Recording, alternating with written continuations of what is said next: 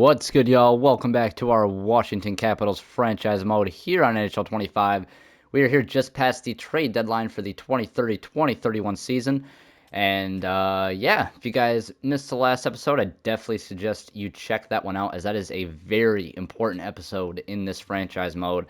And I'm going to get right into it right here. We were able to extend most of the people who needed extensions. So right at the top of the episode, we were able to extend Shudin and Yzerman. They're making Shudin's making 14 and a half, and Yzerman 11 for the next 8 years. We were able to extend Ryan Leonard 6.75 for the next, I think, 5 years. Looks like it there. We were able to get Ethan Belchitz on a nice 3.9 bridge deal for 2 years. We have Gavin McKenna. This was probably the best one that we had. 6.5 for 6 years for Gavin McKenna. So that is going to be a great contract moving forward, it looks like. And then Joe Aginla as well. We got for 2.5 for the next 3 years. So a couple of prove-it contracts for Aginla and Belchitz. We lock up McKenna and Leonard for, like, 5 and 6 years is about right in between the completely locked up and the bridge deal. It's definitely more on the locked up side, but yeah, it's not the full 8 years like we got with Yzerman and Shudin. But yeah, I'm overall very happy with those extensions. Of course, I know Ryan Leonard, he struggled a bit this year. He's at 32 points right now in 62 games. So you could argue that one is a bit risky, but I feel like while he's underperforming right now, we can get him for a cheaper price, and then hopefully he bounces back. 'Cause, I mean, we've seen what he's been able to do. He's been a 60-point guy on that third line, or on the second line for the last 3 years. So yeah, I think he'll bounce back, and he's been in between different lineups. So I think he'll find his groove here at the end of the year, and hopefully going into next. Now, the lines are looking the same as we left them last episode. We did move Belchitz down that third line just because he's been struggling as well. 21 points only this year so far. So, again, that's why we just gave him the 2-year bridge deal. Got him for a bit cheaper. Hopefully he'll be able to bounce back as well. And yeah, we have TJ Ginla, Ryan Leonard, McKenna on that second line. McKenna, of course, upgrading from an 86 to an 87. He's got 2 more abilities as well. Tape to tape is a big one, especially with him being a playmaker, because the future plan is to have him on that top line with Yzerman and Shooting. He's not quite ready yet. You could argue we can give him some time, but Niemanen's been playing really well this year, so he's definitely earned that ice time with 52 points there. So, yeah, I know Yzerman, goals have been down this year a little bit. He's got 30.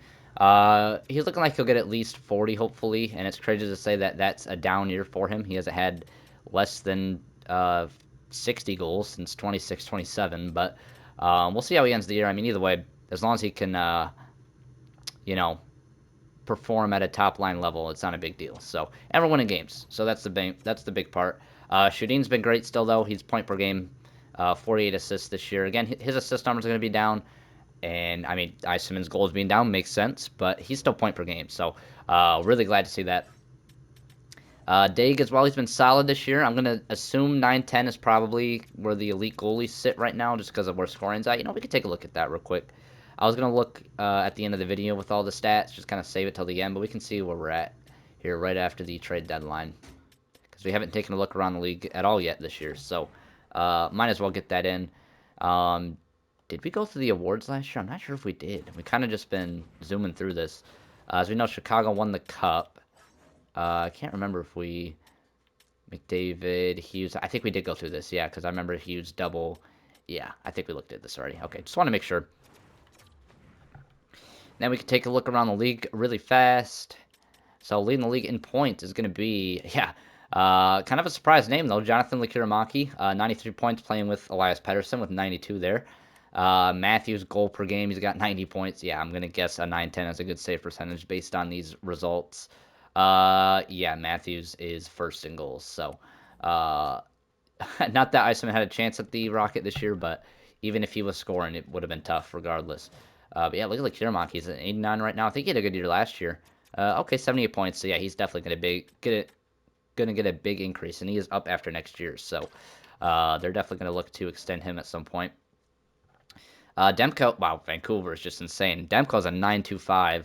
Ottinger with a 9.19. So yeah, I mean, yeah, because then once you get past those two, it's all like 9.12. I mean 9.18. So yeah, 9.10 is definitely very solid for right now. Maybe if you can get up to like a 9.13, 9.14, around the 9.15 mark by the end of the year, that'd be nice. So We'll see what happens though. Let's see how we're looking in the slow sim real quick against the Rangers here. Hopefully we can pick up a win right here. First period, we are up 1-0. There you go, Cole Eiserman. Starting off the post deadline strong with a goal. Second period, 3-1. Neiman on the power play. McMichael, let's just sim the third, and we hate on 5-3. Eiserman an empty netter. T. Ginla gets one. Sharon Govich, Lafreniere for them, but it was too little, too late. As we pick up a 5-3 win. Eiserman with 2 goals. That is great to see. Hopefully he can, like I said, end the year around 40, 45 at the very least. So, yeah, honestly, I am good to just send to the end of the year. Obviously, if we start to struggle, we can stop and make some changes as necessary. But being that we only have, like, less than 20 games left, we might as well just get through it. So, yeah, like I said, this might be a quicker episode as the Rangers we made them fire their coach, funny enough. As we're not going to get into the playoffs, we'll save that for the next episode. But we'll do like end of season wrap. But we just ran out of time last episode. That's why we didn't get to this part. But a great start to us after the deadline. We can take a look at the draft class one more time. We still don't know anything about the top pick. Not that we have a chance at him, but yeah, we can go into depth there in the off season. But knock on wood, we have not lost. Yep, there you go. Our first loss. We haven't gone pointless in a game though yet since the deadline, so that is really good. Again, we lost again to the Islanders, but we picked a point, and there it is, a 3-2 regulation loss. But yeah, look at how we're playing. We're scoring a lot right now. 7-6 overtime win against Boston. Up against the Rangers, 2-1 regulation loss, and then 7-0 against the Red Wings. So yeah, we're finding our groove here at the end of the year, which is good to see. We still have a chance at that second seed, as I seen we were 4 points out. Keep switching though, so we're not gonna be able to. Okay, 3 back from the Hurricanes, game in hand as well. So we have a chance. Looks like we are going to be facing the Carolina Hurricanes in the first round, but it's just about who's going to have home ice advantage. As we do drop a couple in regulation, though, that's going to hurt our chances. Yeah, I think they pretty much clinched that second seed there.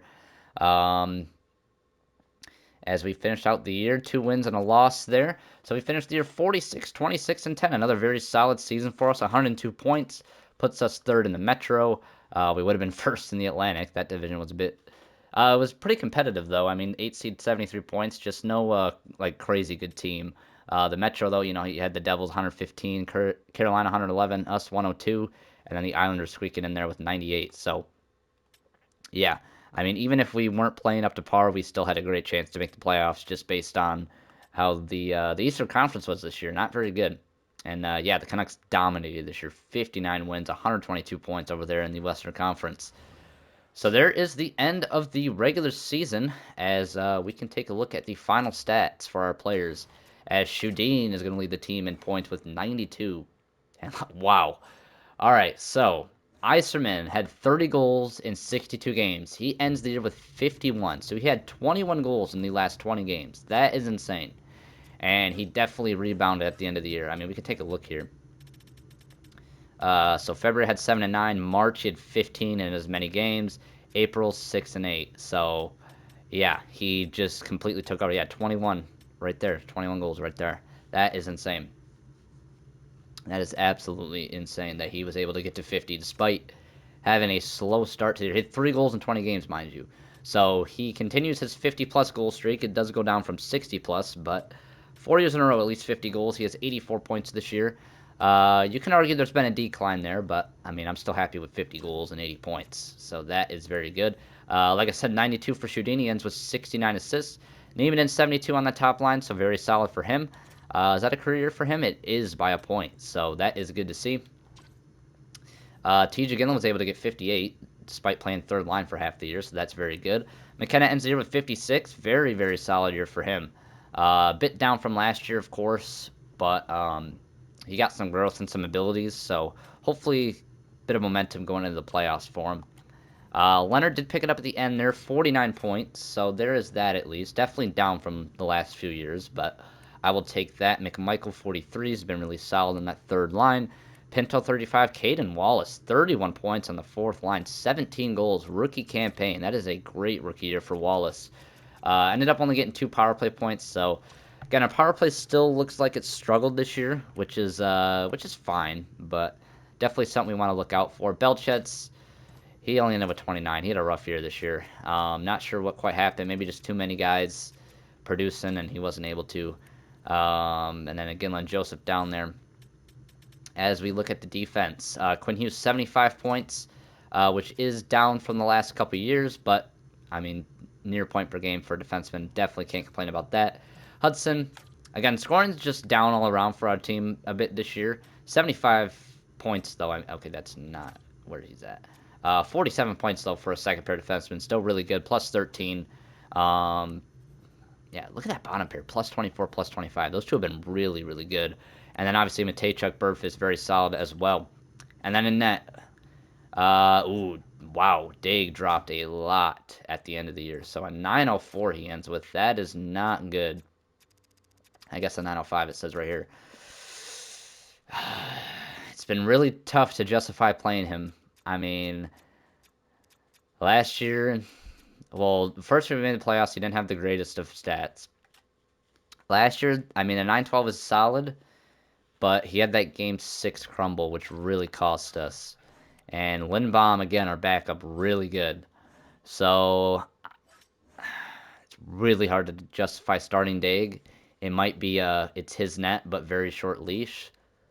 Or we might just give it to Lindbaum. I don't know. That is tough.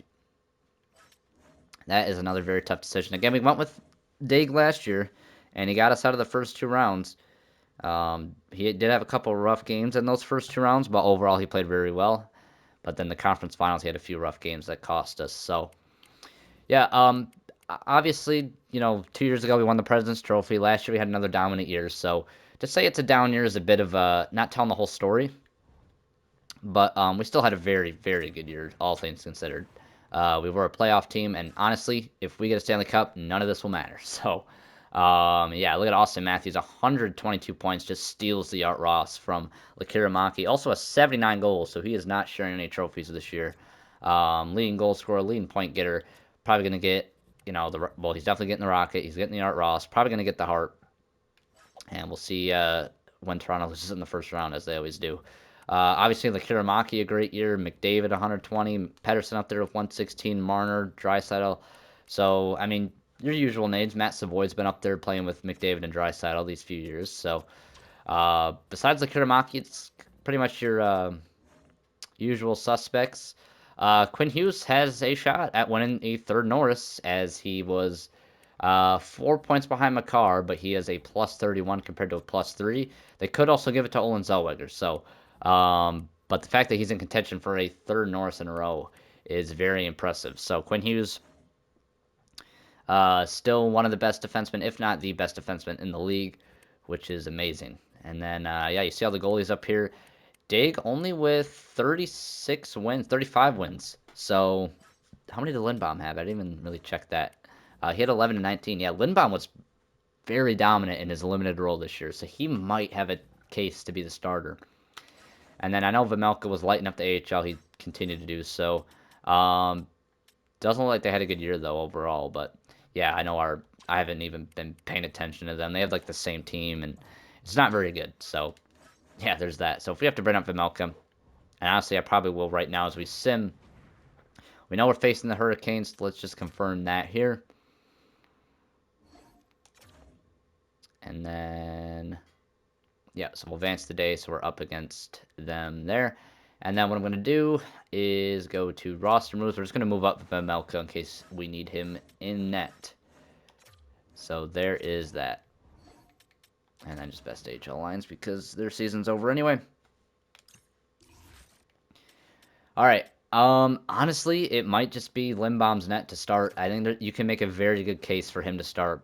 But, there always is the slow sim, the higher overall goalie should help you, and he's got abilities. And I don't know. 2 years ago, he was the Vezina, by the way. With a 915. Yeah, he was really good that year. Just hasn't been the same the last two. And obviously with this contract coming up after next year, he's not helping his case. And that might just be what this team is missing. We might have all the skaters that we need. We just need that franchise goaltender because if I can't trust the guy in net, how can I trust our team to win, So, yeah, there is that. Is there anything else I wanted to take a look at? We can take a look at progress reports, I guess. Just something to look at. while we got a second. So these guys probably a lot of statistical growth as they get older. How about a guy like McKenna though? Where's he at? Probably down here. So yeah, he's in the green. So that looks like natural growth. Yep. Offensive awareness up there. His accuracy is getting up there. I wish he would develop faceoffs, but I mean, if he has to play wing his career, that's fine. Even wow, he's got 95 defensive awareness. I might want to put him on the penalty kill. Um, and then aggressiveness, body checking. Yeah, nice. And then anybody in the system. Um, wow, Ethan Stapleton, the dude we drafted. Can't view it from this screen, but he is up to a 75 overall at only 19 years old. So we definitely have another big prospect coming up with him. And on the back end, that'll be very good. I mean, that bottom pair was very, very good this year, though. So, yeah, Grandam 67 at 20, medium elite. Looking more like trade value at this point. We might want to move him at this. I mean, he could jump. We'll have to see. I mean, he might be a late bloomer. So, let me see where we drafted Stapleton because that is very impressive growth from him. I think he was a second round pick if I remember because we drafted that top 6 forward or whatever it was with the first round pick thinking that he might have a chance at elite. That is not the right dude. And then we traded up for a second round pick, I think. Yep, 59th overall. So he was at the end of the second round. And that was a beautiful pick in the last draft. So Stapleton, he has been very good for the U.S. development camp. Almost point per game as a defenseman. He's not even an OFD. He's a two-way. So, yeah. Good pick for us. It's looking like there was Stapleton. And then Grantham is also playing for U.S. Let's see. He had a great year as well, so maybe he'll get some growth during the offseason. So yeah, there's that. I know this has probably been a very short episode, but I really want to save the playoffs for the next episode. So honestly, this will be short and sweet, but hey, the next episode is the one you want to look out for. So appreciate you guys checking this quick one out, just the season wrap up as we gear towards the playoffs, and hopefully this is the year we can make a run. So like I said, appreciate you guys checking this one out, and as always, you guys take care.